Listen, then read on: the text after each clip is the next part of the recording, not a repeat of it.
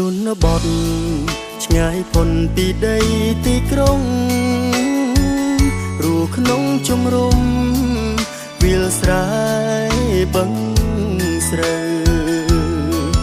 ស្រងស្រែខែភ្លៀងមកដ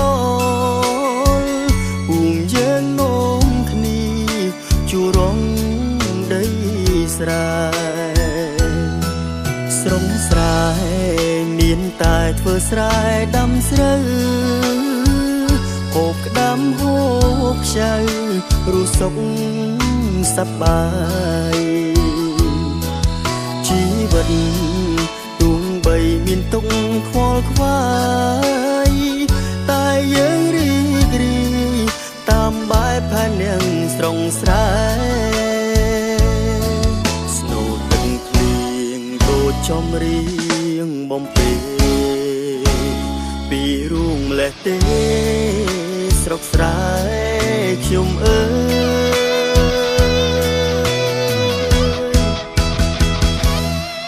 ស្រងស្រែ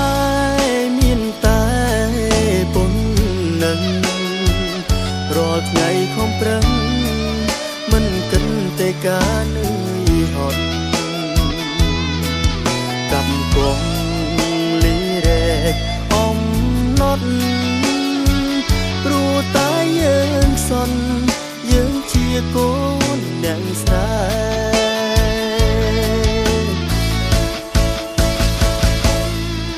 ជរររររររជររររជរររ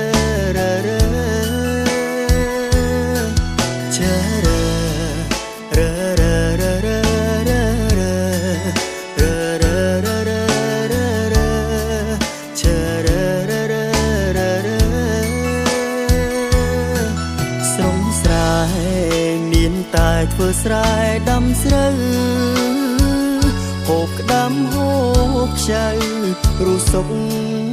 សប្បាយជីវិតទួងបីមានទុក្ខខ្វល់ខ្វាយតែយើងរីករាយតាមបែបផែននាងស្រងស្រែស្នូលទឹកភ្លៀងដូចចំរៀងបំពេពីរូងម្លេះទេស្រុកស្រែខ្ញុំអើយ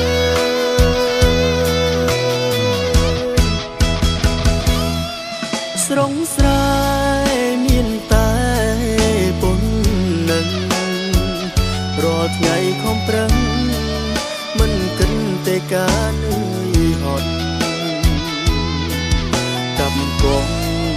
លីរែកអំណត់ព្រោះតែយើងសន់យើងជាកូនអ្នកស្រែ